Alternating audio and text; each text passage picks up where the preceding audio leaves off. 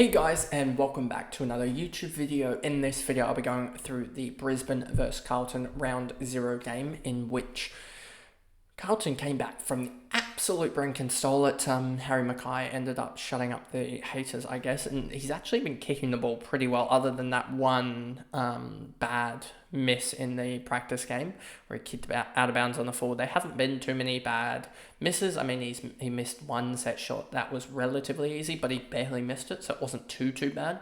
So yeah, he looks to be back at his best. Charlie Curnow looks to be back doing his thing. He somehow ended up with 4 goals in what wasn't even that dominant of a performance from Charlie Curnow. And they overran Brisbane, who, after Kitty Coleman went down, it looked like they just got shocked. And they ended up, I think, only kicking something like 4 goals after, I think it was 4 or 3 goals after quarter time. It was really un-Brisbane-like, as they kept on squandering chances. I mean, they had 25 scoring shots to 21, but they ended up losing by a point just because they were so inaccurate. I think they kicked something like 3 goals 9 or something like that after quarter time. Let me actually check that. But yeah, before we get into this video, remember to like and subscribe, turn the notification bell on so you know when I upload, and let's get into the video. So as you can see here, we've got the stats, and James Orko got off to an absolute flyer. 105, 85 break even. I don't think he's going to have any relevance, and they kicked 5 goals, 11 after quarter time. So it wasn't as bad as what I thought, but they did obviously kick that goal very early in the second, and they got it out to, it was 50-12 at one point. And at one point as well, it was 44-6 or whatever.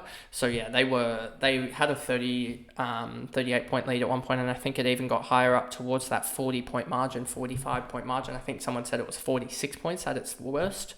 So yeah, just really showing that Carlton came back, and it was all that third quarter. They kicked 7 goals 2 to 1 goal 6, which is 44 points to 12. So they basically did the reverse of the first quarter, and they just killed the Brisbane. So yeah, Zorko 45, 15, 6, 39. I don't think there's any relevance for him, and he's just a hamstring away, and he's got such a high average that I'm not willing to risk it with him. Josh Dunkley 104. I think he's shown that he can be a guy that if he does get going in the regular season, I think he's a guy that you can target as an upgrade target, as I do think there is value there. Just with the early buy, I don't think there's enough value, and I think he's just a premium that potentially has 5 points of upside that you could tag on to get still 4 or 3 points of upside once he's out of his buy, as I think he will start the season 110.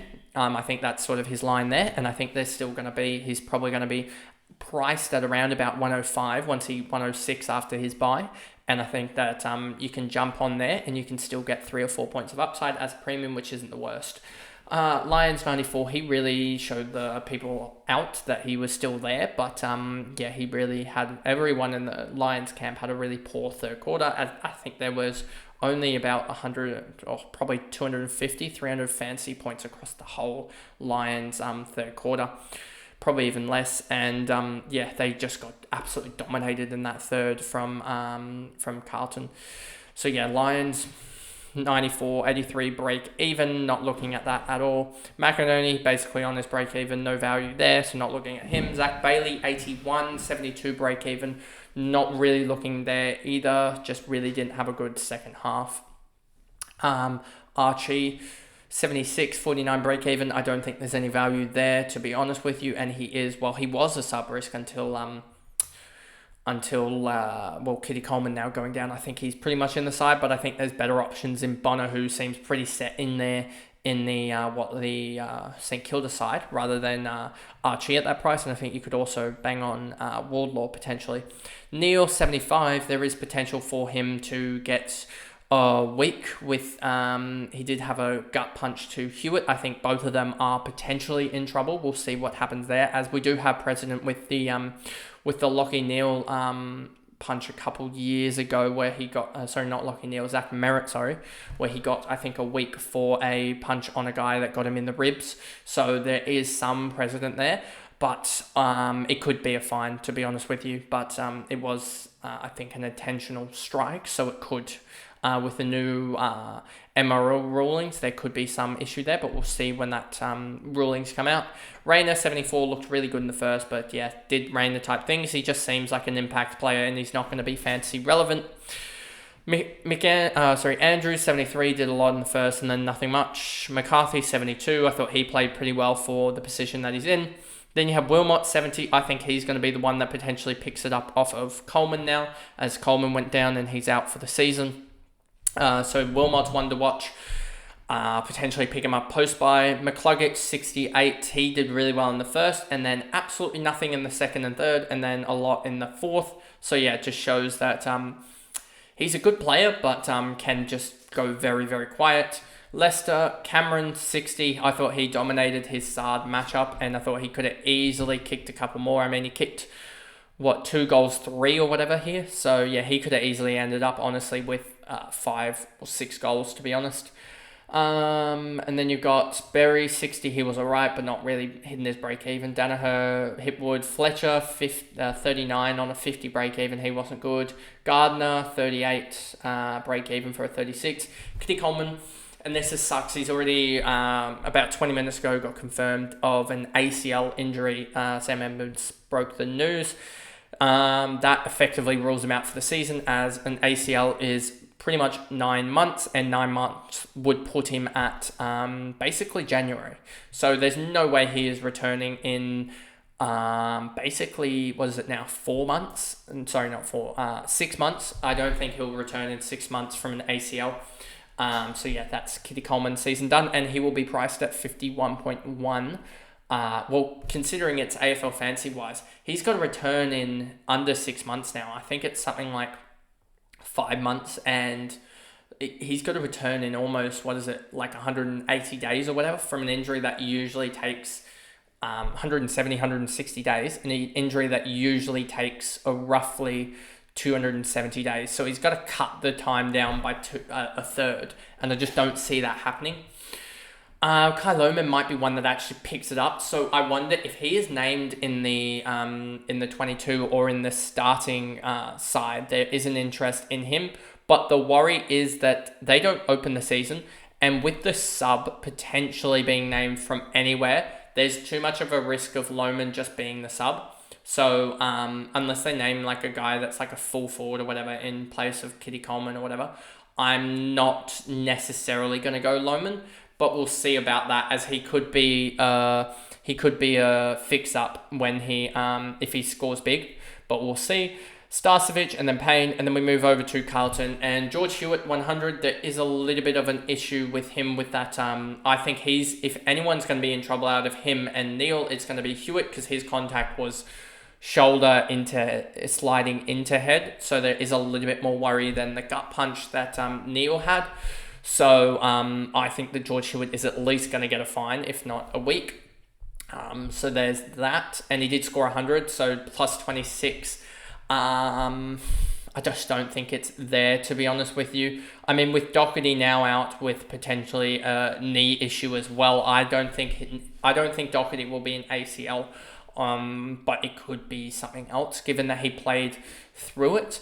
So there's that, but Hewitt is a little bit undervalued, I think.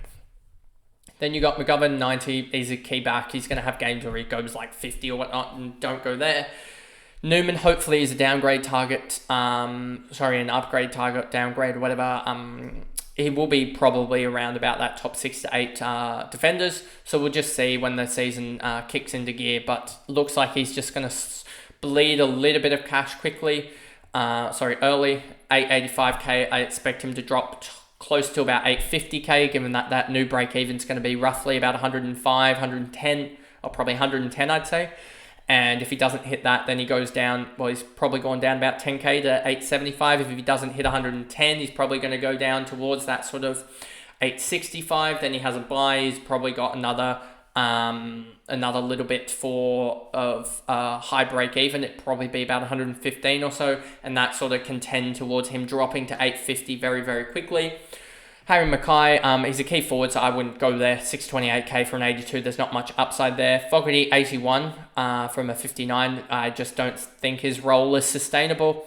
Cripps only a 78, even though he plays like he was almost best on ground at certain points in that game, especially in the second quarter. He dragged them back. Him and Charlie Kerner dragged them back.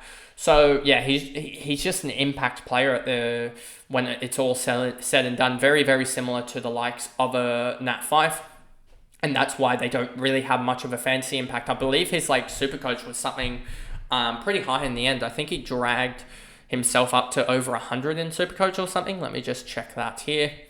So he dragged himself up towards only an 84 in Supercoach. Thought it would be more. Maybe he had a couple of bad disposals and stuff like that. But yeah, it was the impact of Harry Mackay. Ended up on 130 Supercoach. So just shows his impact when it was needed. Chera 77, no value there. He's similar to Nick Newman, just going to drop in cash.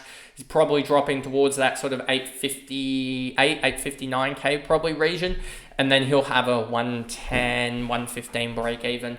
And that'll help in dropping his price, but he's never really been fantasy relevant. Boyd was an interesting one, plus 28. I don't think there's much value there, but 412k defender, I don't know about that necessarily. Did outscore Williams, but I thought Williams potentially has a better role, but we'll see. Kerner 72, Blake Acres 69, Williams 69. Fantastic, and also think that he had a couple of dumb free kicks. He gave away 2 free kicks in the end, so he ended up only on a 69. That could have been a 75. I think he's the one to go for now in the defense, especially with Kitty Coleman going down. You go 3 premiums, 2 mid prices, and a rookie sort of it's almost three primos and 3 mid prices if you count Caulfield as almost a mid pricer in the defensive line with no rookies. That's sort of how we always play it, I guess, with the defensive line, is that you take all the defenders out of there. I think we had Jimby maybe back in defense last year just because he was a midfielder.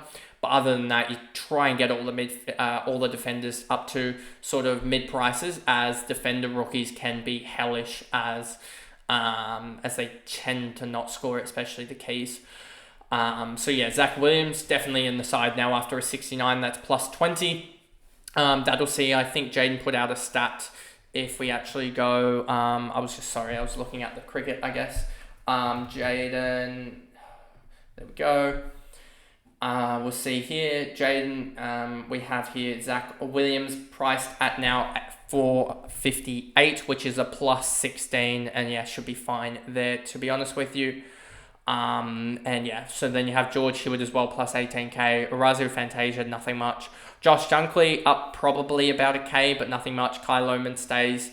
Nick Newman drops 10k to 875. Chera 14k to 858. So like I was saying, and then Hugh McCluggage base minus 15k. Kitty Coleman minus 26k, but he has no relevance now this year.